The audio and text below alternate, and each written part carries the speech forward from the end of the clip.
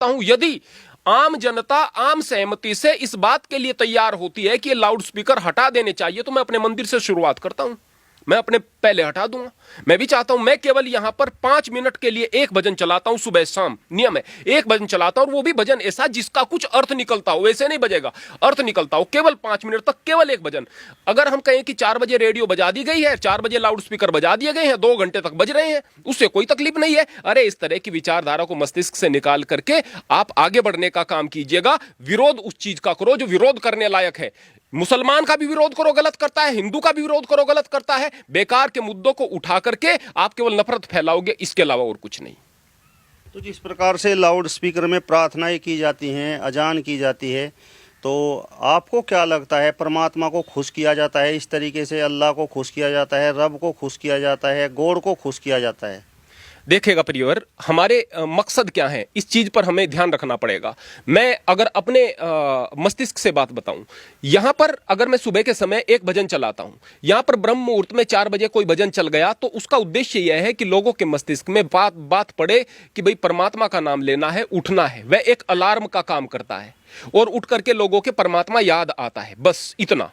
भक्ति वो खुद करेंगे तो उनके काम आएगी, नहीं करेंगे तो नहीं आएगी। वो तो एक सिस्टम बनाने के लिए है। इसीलिए आजान में भी लोगों को यह बताने के लिए, देखो भाई समय हो गया है, कम से कम परमात्मा का नाम आपके कान में पड़े, इसलिए आजान होती है। लोगों को इकट्ठा करने के लिए होती है। अब कहें कि अब तो घड़ी हो गई है, लोग घड़ी देखकर चलेंगे। अरे भाई, उसका फिर भी, आजान का फिर भी महत्व है। घड़ी देखकर एकदम परमात्मा की तरफ नहीं चलेंगे लोग, एकदम नहीं चलेंगे। लेकिन जब आजान होगी तो मन में आएगा कि हाँ भाई, उस मालिक का नाम, मालिक सबसे बड़ा है, इस बात को कहा जा रहा है, तो कुछ न कुछ दिमाग में घंटी बजती है। और फिर भी अगर इसका विरोध किया जाता है तो मैं कहता हूं कि इसकी वास्तव में फिर कोई जरूरत नहीं। हम भी उतारते हैं, सभी लोग उतारो, और बैठ करके कोई प्रार्थना करने वाले बनो, तो बस इतना है। तो लाउड स्पीकर से मतलब किसी प्रकार की कोई दिक्कत किसी को होती है? मंदिरों पर लाउड स्पीकर बजता है, मस्जिदों पर बजता है, कुछ लोग कहते हैं कि नींद में खलल पड़ती है।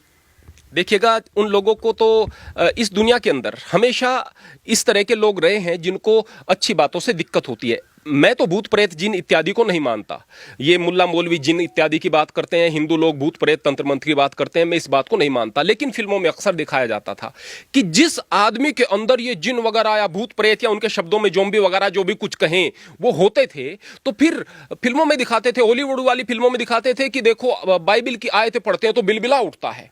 हिंदुओं की फिल्मों में दिखाते थे कि देखो भाई, वो गायत्री मंत्र पढ़ते हैं तो बिलबिला उठता है। इसी तरह से रब का नाम लेने से वो बिलबिला उठता है। तो जिनके अंदर शैतान बैठा हुआ है, जिनके अंदर गंदगी भरी हुई है, वो परमात्मा का नाम सुन करके परेशान होंगे। न नींद में खलल का सवाल है, न किसी चीज का। उनको दिक्कत ही परमात्मा के नाम से है। सही दृष्टिकोण से चीजों को सोचना ही नहीं है, गलत दृष्टिकोण से सोचना है। और जो इन पदों पर बैठे हुए हैं, जैसे कि आध्यात्मिक पदों पर बैठे हुए लोग हैं, वो विरोध नहीं करते हैं। इसलिए नहीं करते हैं कि भाई मंदिर में बैठे हुए हैं, अगर हम इस बात का विरोध कर देंगे, पता है उन्हें, विरोध कर देंगे तो लोग हमारे पास नहीं आएंगे। अब मैं क्यों बोल रहा हूं, मैं चाहता हूं ना आए भाई, कोई भी नहीं आए। यहां खेत है, उसमें काम करूंगा, पेट भरूंगा, अपनी मेहनत से कमाऊंगा, खाऊंगा। अगर कोई आत्मनिर्भर रह करके बात करना चाहता है और लोगों से कोई उम्मीद नहीं रखता है, परमात्मा से उम्मीद रखता है, वही सच बोल सकता है। और सच बोलने वाला व्यक्ति निश्चित रूप से आत्मविश्वास से और परमात्मा के प्रेम से भरा हुआ रहता है। मैं कहता हूं कि सभी लोग सच बोलने की हिम्मत करें, देश आगे बढ़ेगा। आज राज ठाकरे ने मांग की है कि मस्जिदों से लाउड स्पीकर उतारा जाए। कल कोई मुस्लिम ये मांग करेगा कि मंदिरों से भी लाउड स्पीकर उतारा जाए, तो फिर क्या?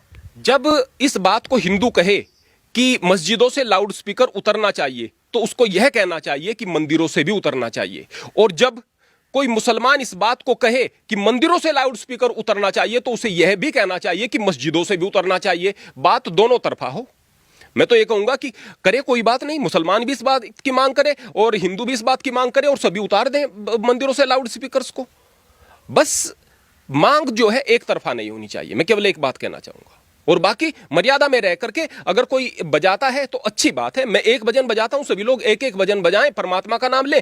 वो अगर अजान कर रहे हैं, 5 मिनट का समय नहीं लगता है भाई, नहीं लगता है, 2 मिनट से पहले खत्म हो जाती है। 2 मिनट में किसी को कोई दिक्कत नहीं होती है। हकीकत की बात यह है। और जो कहता है कि भाई ये केवल प्रचार कर रहे हैं, इस तरीके से हमारे दिमाग में क्लिक कर रहे हैं, अल्लाह सबसे बड़ा है और ये इस्लाम ये कर रहे हैं। अरे भाई, आप लोगों की मानसिकता इतनी छोटी क्यों हो गई है? आप लोगों का धर्म, आपकी धार्मिक मान्यताएं इतनी छोटी क्यों हो गई है? इतना खतरा क्यों हो गया है कि केवल अल्लाह के नाम से आपका धर्म बदल जाएगा? आप अपने धर्म को समझो तो, अपनी संस्कृति को समझो तो। इस सनातन संस्कृति के अंदर इतना सारा ज्ञान है, इतने सारे शास्त्र हैं, इतने सारे उपनिषद हैं, इतने सारे गूढ़ ज्ञान है, यदि आप इनको समझोगे तो धर्म आगे बढ़ेगा, लेकिन वो समझने नहीं है, वो पढ़ने नहीं है, दिक्कत अल्लाह से हो जाती है। ये दिक्कत की बात है।